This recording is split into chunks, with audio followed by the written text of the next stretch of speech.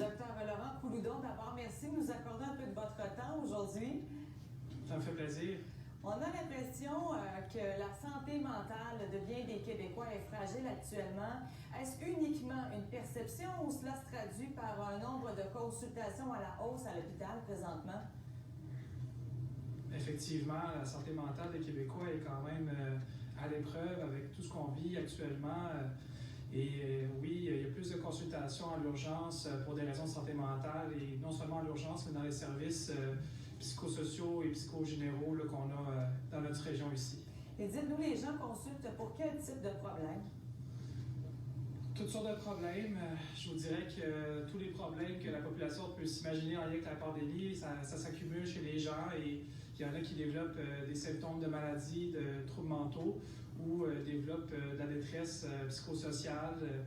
C'est certain qu'il y a des gens aussi qui consultent pour des idées suicidaires, donc on les accueille à l'urgence, puis on s'occupe d'eux, puis on les aide, puis on les aide à se rétablir. Et quelles sont les principales causes de cette augmentation, de cette anxiété présentement? Il y a beaucoup de sources d'anxiété actuellement. Donc, tout d'abord, il y a la COVID-19, que tout le monde est affecté d'une façon ou d'une autre. Il y a des gens qui l'ont attrapé, qui ont peur de l'attraper, qui ont peur de le donner à un proche. Il y a le confinement, donc le fait d'avoir de l'isolement social, de moins travailler, d'avoir un impact sur le revenu. Il y a les enjeux familiaux, donc les familles qui sont peut-être moins habituées de toujours être ensemble. Et c'est certain que le couvre-feu, ça enlève une certaine liberté aux gens, mais actuellement, c'est nécessaire parce qu'il y a aussi des gens qui souffrent de ne pas être traités pour des conditions de santé physique. Oui, justement, on a l'impression que l'accès à des services en santé mentale, c'est difficile. Donc, si les gens ont besoin, qu'est-ce que vous leur conseillez de faire présentement pour aller chercher de l'aide? Donc, ils peuvent toujours en parler à un proche en premier. Donc, parler avec quelqu'un, c'est toujours la première étape. Un ami, un membre de la famille, c'est toujours possible d'appeler sinon les gens dans les centres communautaires. Si ça va plus loin, on peut toujours appeler le 811 ou le centre de prévention du suicide. Et finalement, c'est toujours ouvert aussi à l'urgence si les gens sont en crise et ont besoin d'avoir de l'aide rapidement. En terminant, Dr Couloudon, qu'est-ce que l'on peut faire pour prévenir ce type de problème en santé mentale? Parce qu'on n'est pas sorti de l'auberge, il y en aura encore pour quelques semaines, voire quelques mois.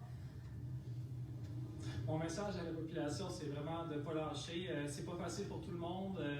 Puis il faut faire attention à ses habitudes de vie. Même s'il y a le confinement, c'est important de sortir, prendre l'air. C'est important de prendre des marches. C'est important de voir des gens à l'extérieur, d'appeler ses proches, d'appeler ses amis, de vraiment s'occuper des gens qui vivent de l'isolement. Faire attention de ne pas abuser de l'alcool, des drogues. Puis c'est vraiment de dire qu'on est tout le monde là-dedans puis qu'on va s'en sortir. C'est vraiment important aussi par rapport aux idées de suicide de ne pas hésiter à consulter. Les services sont disponibles. La semaine prochaine, c'est la semaine de prévention du suicide. Cette semaine, c'était la semaine aussi Belle cause pour la cause. Donc, n'hésitez pas à partager toutes les informations pour lever de l'argent pour la santé mentale. Merci beaucoup, Dr Couloudon. C'est plus important que jamais, je pense, de prendre soin chacun de nous du mieux que l'on peut. Merci. Ça fait plaisir.